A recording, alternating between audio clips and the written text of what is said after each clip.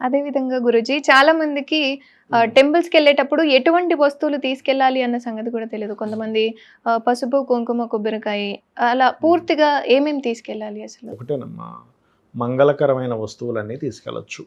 పసుపు, కుంకుమ, కొబ్బరికాయ, పువ్వులు, పుష్పాలు, తులసి దళము, అదేవిధంగా అగరబత్తులు. అక్కడ మీరు ఏం చేద్దాం అనుకుంటున్నారు? మీరు పర్పస్ ఏమిటి? అక్కడికి వెళ్ళి అవన్నీ చేయడం కుదురుతుందా? కొన్ని కొన్ని పెద్ద పెద్ద క్షేత్రాల్లో మీరు తీసుకెళ్ళి అక్కడ చేద్దామంటే కుదరదు. ఆ పక్కన ఎక్కడో చేసుకోవాలి. ఆ క్షేత్రంలో కావచ్చు, ఆలయంలో కావచ్చు. అక్కడ మీరు ఏం చేద్దాం అనుకుంటున్నారు? కొబ్బరికాయ కొడదాం అనుకుంటున్నారు, అంతే కదమ్మా. సహజంగా ఏం చేస్తాం? కొబ్బరికాయ కొడతాం, ఒక హారతి వెలిగిస్తాం, లేకపోతే ఒక దీపం వెలిగిస్తాం, దీపం పెట్టుకెళ్తాం, అక్కడ వెలిగించి నమస్కరించుకుంటాం. ఈ పదార్థాలు మనం పూజకి ఏవైతే వాడతామో ఆ పదార్థాలు మాత్రమే ఎవరైనా తీసుకెళ్తారు. కాబట్టి అవి తీసుకెళ్ళి చక్కగా భక్తిగా నమస్కరించుకొని సంశయం లేకుండా ఇంకేదైనా మర్చిపోయానేమో అంటే చాలామందికి ఇప్పుడు మీరు అన్నట్టే సంశయం ఎక్కువ. తీసుకెళ్ళిన దాన్ని భక్తిగా ఇవ్వడం ఓకే. మీ ఇంటికి ఒక చుట్టం వచ్చారు, ఇక నీరు ఇస్తే ఏమంటే మీరు నీరు తాగుతారా, పాలు తాగుతారా, టీ తాగుతారా, తాగరా అని ముందుకు వెనక్కి అంటున్నాం అనుకో, కప్పు పట్టుకొని ఏదో ఒకటి ఇవ్వు తల్లి ముందు నాకు తాగుతారా, విసిగి వచ్చేస్తుంది. స్వీట్ పట్టుకున్నాం, ఏమంటే మీరు తింటారంటారా తినరాని ముందుకి వెనక్కి అక్కడ పెట్టేసి ఇలా గడబడి చేస్తున్నాం అనుకోండి, ఏమంటాడు? నువ్వు ఇస్తే ఇవ్వమ్మా, ఒక టీ ఇస్తావా ఇవ్వు, ఒక స్వీట్ ఇస్తావా ఇవ్వు, లేకపోతే ఒక భోజనం పెడతావా పెట్టి, కానీ నువ్వు మాటిమాటికి అన్నం ప్లేట్ పట్టుకొచ్చే ముందుకి వెనక్కి తింటారా ఆలోచన ఎలా పోతుందో భగవత్ సన్నిధికి వెళ్ళినప్పుడు కూడా మీరు భక్తిగా ప్రేమగా ఒక దీపం వెలిగించాను, నమస్కరించుకున్నాను, ఒక హారతి ఇచ్చాను, నమస్కరించుకున్నాను, దర్శించుకున్నాను, నమస్కరించుకున్నాను, అంతే ఉండాలి. కానీ కన్ఫ్యూజన్ అయిపోయి ఇది ఇవ్వచ్చో ఇవ్వకూడదో ఇట్లాంటివి ఏమీ పెట్టుకోకూడదు. అదేవిధంగా గురూజీ మెయిన్ ద్వారాన్ని ఏదైతే లోపలికి వెళ్తామో ఖచ్చితంగా దేవుడి దగ్గరికి వెళ్ళేటప్పుడు ధ్వజస్తంభాన్ని మొక్కే వెళ్ళాలి అంటారు. ధ్వజస్తంభానికి నమస్కరించుకోవాలి. ధ్వజస్తంభం కూడా ఏమిటి? ధ్వజస్తంభం ఎందుకు పెడతారు అంటే అదొక యాంటీనా అలా పనిచేస్తుంది.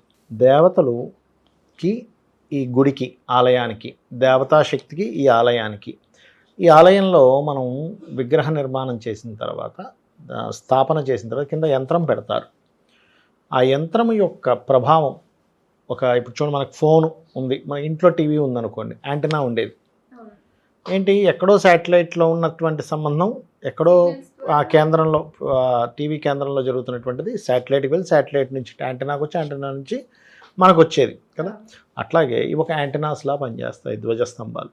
అందుకని ఈ భగవత్ శక్తిని ఈ రూపంలో మనకు వస్తుందని నమస్కరించుకోవడం అంటే, నువ్వు ఆ విషయాన్ని తెలిస్తే నమస్కరిస్తావు. ఇప్పుడు మీరున్నారు, ఈ ఏరియాలో ఎవరో ఒక పెద్ద వ్యక్తి అని తెలుసు అతను, అప్పుడు నమస్కారం అండి అంటాం. తెలియలేదు, నమస్కరించుకోలేదు. రోజు కనబడుతున్న నమస్కారం, మీకు పరిచయం పెరిగిందిగా. అలా ఏంటంటే ఒక గొప్ప విషయం అది. అబ్బా, మన శాస్త్రంలో, మన ఋషులది దీన్ని, మన ఆగమ శాస్త్రంలో ఓహో దీని ద్వారా ఇంత గొప్ప శక్తి ఇందులోకి వస్తుందన్నమాట అని తెలుసుకొని నమస్కరించుకోవడం. దానికంటే ఒక దేవత ఉంటుంది ప్రత్యేకంగా. ఆ ధ్వజస్తంభానికి కూడా అధిష్టాన దేవత ఉంది. అధిష్టాన దేవతకు మీకు తెలుసో తెలియకో నమస్కారం వెళ్తుంది మీది. అలా వెళ్ళడంలో దాని ద్వారా మీకు కొంతవరకు శక్తి వస్తుంది.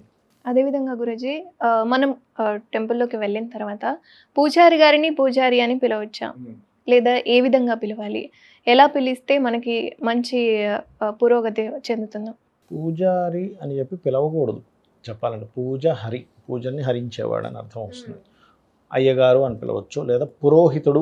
కరెక్ట్ పదం ఈజ్ పౌరహిత్యం చేసేవాడు. పౌరహిత్యము, పురోహితము అంటే ఈ పురమును మొత్తానికి హితము కోరేటువంటి వ్యక్తి. అతను ఏం చేస్తాడంటే, చాలామంది ఏముందండి ఆలయాల్లో పురోహితులు ఉంటారు, అంటే అయ్యగారులు ఉంటారు, ఏముంది ఏదో పూజ చేస్తారు, కాదు.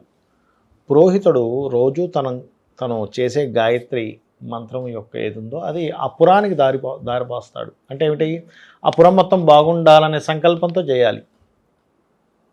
అతను ఏ పూజ చేసినా ఏం చేసినా సరే ఈ ఊరంతా బాగుండాలి స్వామి అనుకోవాలి. ఆయన స్వార్థం కోసం చేసుకోడు కాబట్టి పురోహితుడు, మంచి సంకల్పంతో చేయాలి. పురోహితుడు అందరూ బాగుండాలి అనుకొని చేస్తున్నాడు కాబట్టి పురోహితుడు అనే పిలవాలి. పంతులు కొంతమంది ఏ పంతులు, లేకపోతే పూజారి, అట్లా పిలవకూడదు. సాధారణంగా చాలా మంది పూజారి అని పిలుస్తూ ఉంటారు. ఏదైనా నష్టం ఉంటుందా అలా పిలవడం వల్ల? ఏం లేదమ్మా, నష్టం ఉంటుందా అంటే అపశబ్దము అంటారు దాన్ని. ఇప్పుడు మీరు ఒక మంత్రాలు ఉంటాయి చూసారా, బీజాక్షరాలతోని, లేకపోతే ఇవి ఉంటాయి, అది మీరు రెగ్యులర్గా పలకడం వల్ల అదొక దోషం ఏర్పడుతుంది. అలాగే అలా పిలవడం కూడా తప్పే. అది అంటే మీరు అతను చెయ్యనటువంటి దాన్ని మీరు చేస్తున్నట్టుగా అంటున్నట్టే కదా, అబద్ధం ఆడుతున్నట్టే కదా అక్కడ. పూజను హరించడం అని అంటే హరించడం అనేది చేస్తుంది అని చెప్తున్నట్టుగా మాట పలుకుతున్నారు, మరి తప్పే కదా మరి. కాబట్టి అలా పలకకూడదు.